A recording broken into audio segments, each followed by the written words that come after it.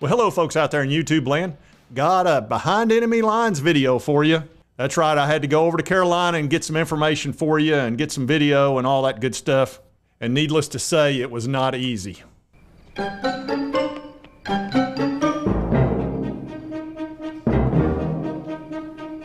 Absolutely not. And I tell you, had they caught me, they would have had to interrogate me. It'd have been awful. I wasn't going to give you the third degree, but now you're going to get it, and don't you try and stop me, Andy. Now! Yeah, it wouldn't have been good. But anyway, let's get into this.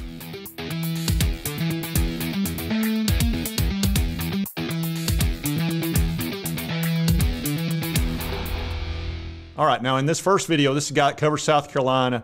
This guy's a professional, Locked On Gamecocks. He does a podcast for them, and he's talking about what they're going to try to do to slow us down or stop us.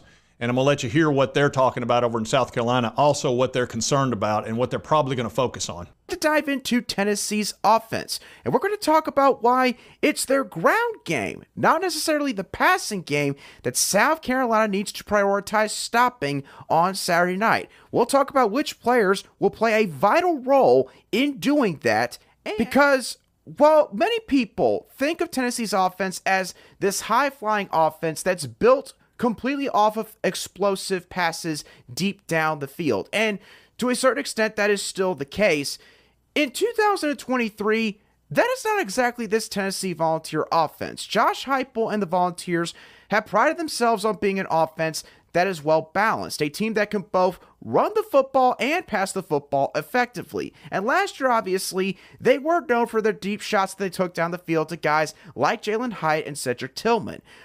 But that's not the Volunteers' offense this year. The Volunteers' offense this year is primarily built off of their run game. Their run game is honestly the lifeblood of that side of the football. All right, yeah, so he's talking about the ground game, which actually makes a lot of sense. I'm going to show you where we stand as far as running so far after 4 games. And these are the SEC leaders. Now, as you can see, we're not first or second or anything, but whoops, wait a minute, look where we're at. We've got the number 5, number 7, and number 14 top running backs in the SEC. And look at their numbers, 312, 258, 199. But the most important part to me is their average. Jalen Wright, almost 7 yards a carry. Jabari Small, over 6 yards a carry. And down here to Dylan, Dylan's well over 7 yards a carry. If you look all through this list right here, do you see anybody with numbers that high? The Vols have the highest average per run of any SEC player. And it's really not that close. When you average them all up, we're clearly the leader. So you can see why Tennessee's running game scares a lot of teams, and it certainly should have Carolina on their toes, for sure. Joe Milton, as much as people tried to hype up his ability at the quarterback position, the guy is just still continuing to deal with inconsistency issues when it comes to his accuracy and also his touch on certain passes down the field. And to top that off, the offensive line, when they're actually having to protect Joe Milton for longer than a second or two, and they're not throwing a quick screen pass out to the perimeter, they've not always been the best in terms of making sure that Milton is not rattled too much back there in the pocket on pure passing sets.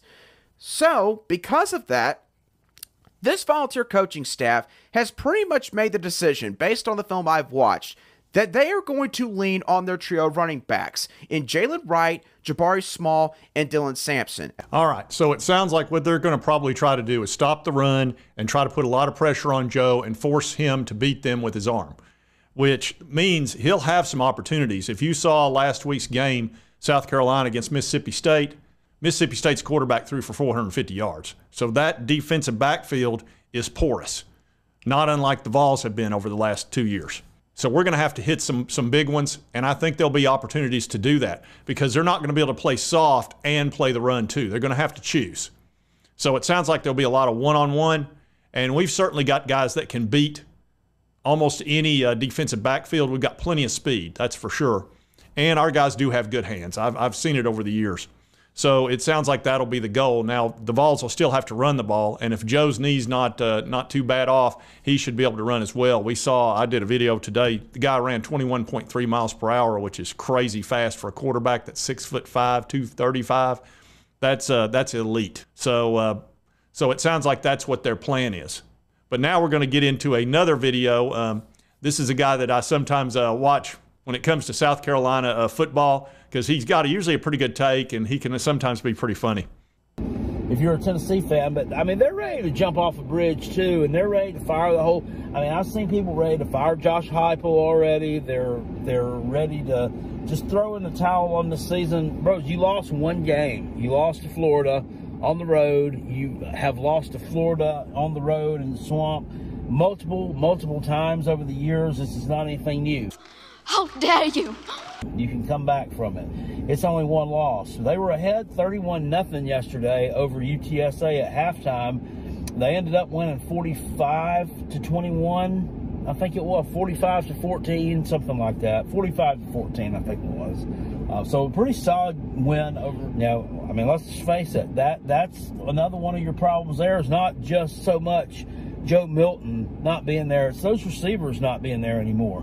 Okay, you went from Cedric Tillman and Jalen Hyatt. A lot of people, I think, thought that losing them wasn't going to be that big of a blow because, you know, we got Brew McCoy and something named Squirrel that can come run around. No. Brew McCoy was a number 3 wide receiver. I can't even talk. Wide receiver last year at best, and, you know, I don't know what Squirrel is, but he's not either one of those two. Wow, boy, I tell you, if these wide receivers hear that, sounds like they're not concerned about you guys, you wide receivers. Kind of looking past you, don't think you're much.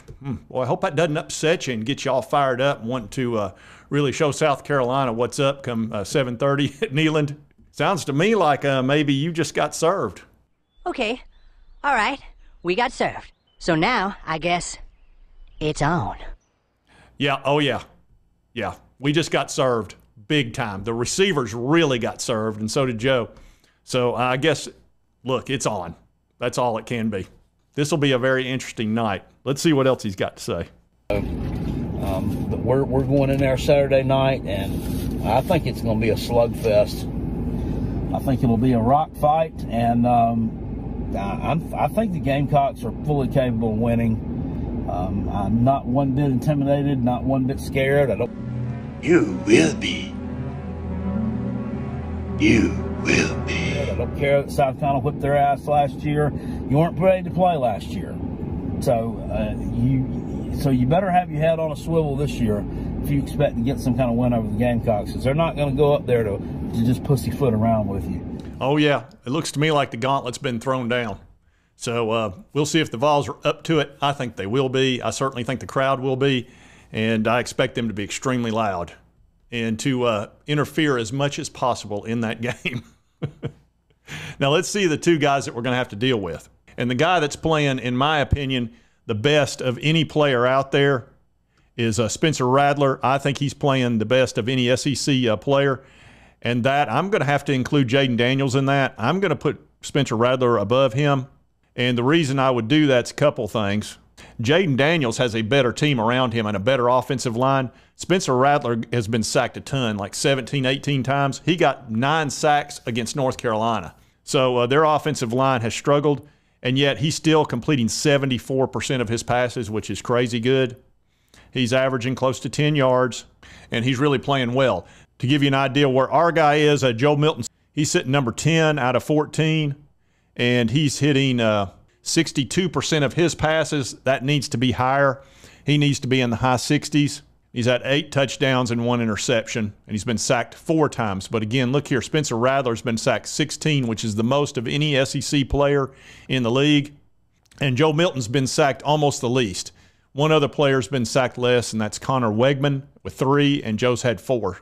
So I do find it interesting that everybody's so mad at our offensive line, yet they've given up the least number of sacks other than one other team in the SEC. So I think they've done okay. They are missing Cooper Mays, and we need to get Cooper back in there. But I think that's kind of a sobering number. How would you feel if Joe had been sacked 17 times or 16 times? That's a lot. So anyway, I did want to go behind enemy lines and see what these guys are up to, what they're talking about, and what they're going to try to do. One of the guys said they're going to try to stop the rush and try to put as much pressure on Joe, try to get him to make mistakes. And then the other guy just said, hey, it's on. We're not scared of you, not one bit. We'll see. He definitely threw down the gauntlet, and we got served. So come Saturday night at 7:30, it's on. Just go ahead and know that, and I'm looking forward to it. It'll be super fun. And I do want to remind everybody that I will be on noon tomorrow with Boogie Bentley of Talking Vols and Big Vol Daddy, again at 12, from 12 to 1. And we'll be talking all about South Carolina, Tennessee, and all the goings-ons. So be sure to check us out at noon tomorrow. And if you like this content, be sure to hit that like button. Lets me know to continue to cover the Vols, all of our opponents, going behind enemy lines, all that good fun stuff. If you've not subscribed, it's on your right, my left. Just hit that little button. I would appreciate it. And right over here is the most recent video that YouTube thinks you'll enjoy based on your viewing history. So be sure to check that one out. And we'll see you next time on Sports Talk Jay.